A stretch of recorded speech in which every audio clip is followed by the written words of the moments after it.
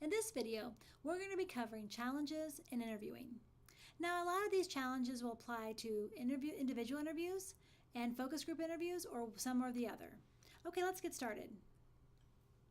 The biggest piece of advice that you can be given is planning for problems to arise. So the more that you anticipate problems, the better you'll be at addressing them when they do happen.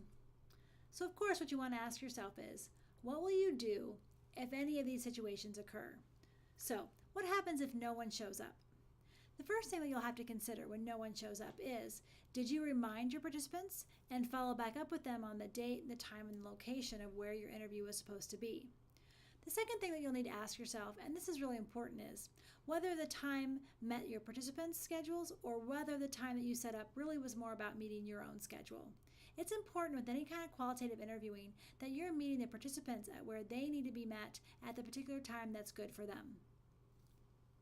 Now, what if only a few show up? And this applies to focus group interviews. If only a few show up, should you go ahead and do the interview? Well, the answer to that is absolutely. You wouldn't want to make those people, after they've taken off time and gotten to your location, to all of a sudden have to reschedule. So absolutely, if only a few show up, continue to do your focus group interview. Now, one thing about this particular problem is it's not really a particular problem, because even if you have a few people or even one person show up for a focus group interview, you're actually going to be able to still gather a lot of data.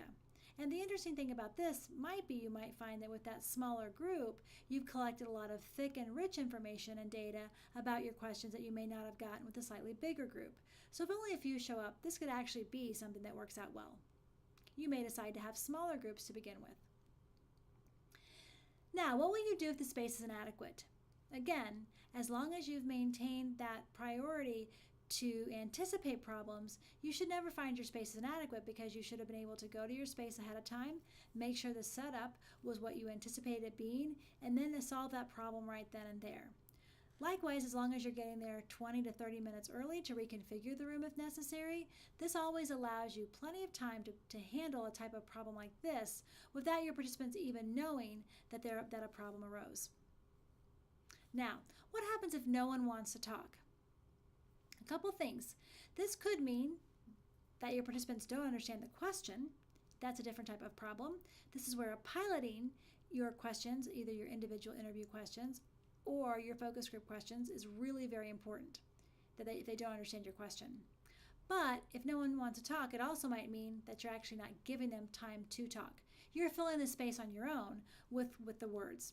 So silence works wonders in solving this problem. Ultimately, the more silence there is, eventually someone will jump in and they'll start to talk.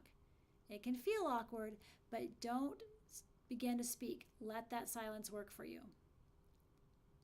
Now, the problem of no one wanting to leave. Again, not necessarily a huge problem. What that means is you've been facilitating and you've been getting at hopefully some really good responses to your question. But one thing you have to keep in mind is you did establish this particular time and length for your interview, and you need to abide by that in respect of your participants. So keeping a close eye on the time, making sure that as you're getting to that time, you don't go over, you remind your participants of that time. If some participants still want to continue on the conversation, you could continue that conversation on after you've ended the focus group with the participants that are there. You can also invite these participants, if they have more information, to share that with you via an email, or even another set up individual interview time would be appropriate. But you still have to respect the time that you agreed to originally for your interview. Now, what if there's bad weather? Again, prevention is worth a lot here. So you need to make sure that you have all of your participants' contact information, whether it's via email or phone and or being able to text. You should be able to get in touch with your participants quickly if there is any possibility for bad weather, so they know ahead of time that participation is going to be postponed to a separate date. I always like to have a backup date or a couple backup dates in mind to be able to anticipate bad weather or be able to be flexible. Now, what happens if the early questions are taking too long? Again, this is where if you've done a pilot study and you've piloted either your individual interviews and or your focus group interviews, hopefully this won't happen. But if you notice that the early questions are taking too long, as a facilitator, you may have to begin to move your your participants along so that so that you can get to those really important questions on our video on the questioning route, which you'll see available. This allows you to really get to your key questions and not spend too much time on those early questions. Now, let's talk about some very specific challenges when interviewing. Let's begin with honesty. Exaggeration and dishonesty can be a particular challenge. There can be a tendency on the part of some of your participants to exaggerate maybe their experiences or their conditions, especially if they think that somehow this might result in some type of remedy to their problem or some type of improvement to their well-being. So you need, as an interviewee or as an interviewer, to pay specific attention to this. Even while you're interviewing, note any inconsistencies that potentially arise and clarify those inconsistencies right away during the interview process, either the focus group process or the individual process. The other thing that you can do is, after the interview is over, you can also do a lot of double checking by checking key pieces of information with different sources. So if you have a question about honesty, being able to double check that after the interview and our focus group is really important. Now let's talk about attending to the question. What happens when your participants either don't answer the question like you anticipated? That basically means that there's a potential problem with them understanding the question, but more importantly, it can also be about rapport that's not developed sufficiently. So if a respondent or participant's unwilling to respond, or they're not spending enough time really thinking about the attention to the question or any kind of consideration, or if a respondent's really not understanding the question properly, it may be that you haven't developed the appropriate rapport with your participants to ensure that they're taking the question and the situation seriously. As well as a notion of being able to fully understand the question. So to ensure that your participants understand the question, you need to make sure that those questions are asked in clear, concise, and single-barreled manner. So we've discussed this before. A double-barreled question is in which there are really two questions involved in one question. This throws off the participant, and sometimes people don't understand which part of the question you're asking, and they may only answer one part of the question and not both. So make sure all of your questions are clear, concise, and single-barreled. Now let's talk about misunderstanding. Sometimes participants really misunderstand the purpose of the interview. So sometimes participants might perceive the purpose of the interview to be an opportunity for them to give a really long-winded response or some really elaborate opinion. Now, to avoid such problems like this from arising, you'll really want to carefully explain the objectives of your interview. And this happens before you do the interview in the setup. You also need to identify your role as interviewer and potentially any sponsoring agencies or anyone that's sponsoring the research. Likewise, you'll really want to make it very clear what's required of them in the responses, really thinking about what your role is and what their role is in the interview process. Now let's talk a little bit about being too courteous. Obviously, you want to be courteous and kind as a facilitator and as an interviewer. But what can happen, especially in a focus group interview, if you're too courteous and you don't fulfill your role as a facilitator and moderator, the participants can actually take over the role of facilitation and moderation, and that's not what you want. You don't want them to rush in and then spend a lot of time talking, cutting off other people, and dominating the conversation. So you don't want that rush in of a few people to take control. What you want to do is be the one that's in control. This happens by establishing at the very beginning of an interview and or a focus group interview of what you're going to be doing and what role you're going to be playing, that you may be choosing to cut off some people if they're talking too much, or remind them that we're sharing the responsibility of participation in the interview process. But also it's about doing that in a kind and courteous way, but establishing that role and maintaining that role as facilitator and moderator.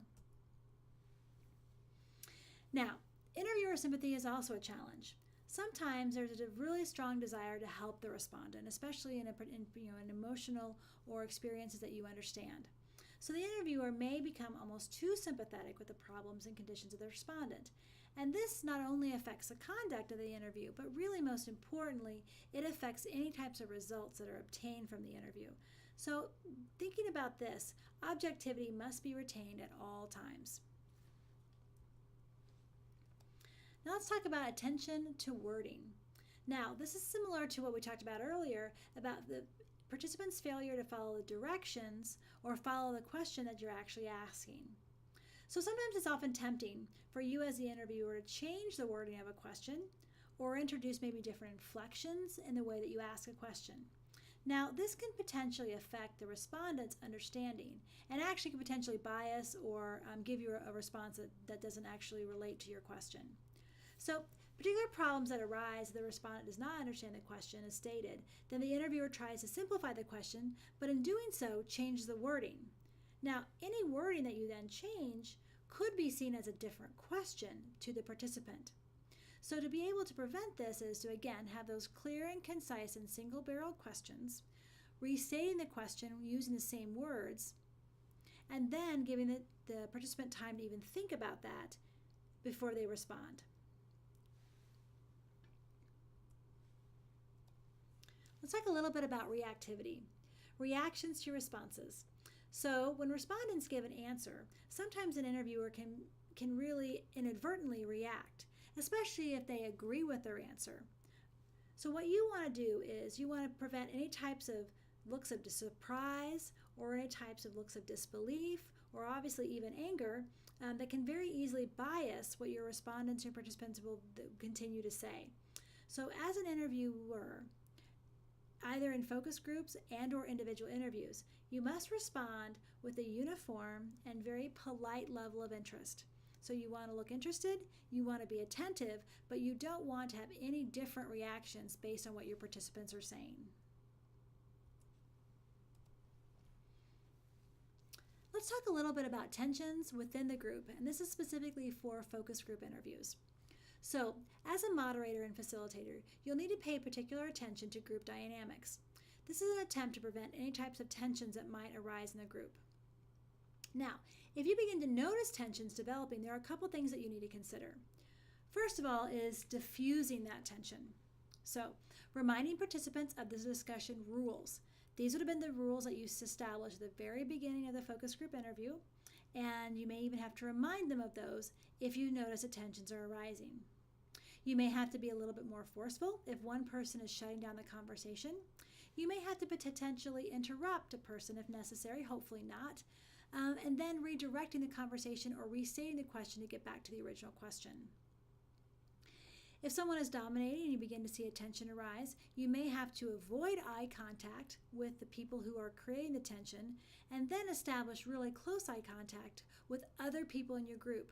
What this does is that it diffuses that tension that this other person or persons might be having by focusing your attention on someone else.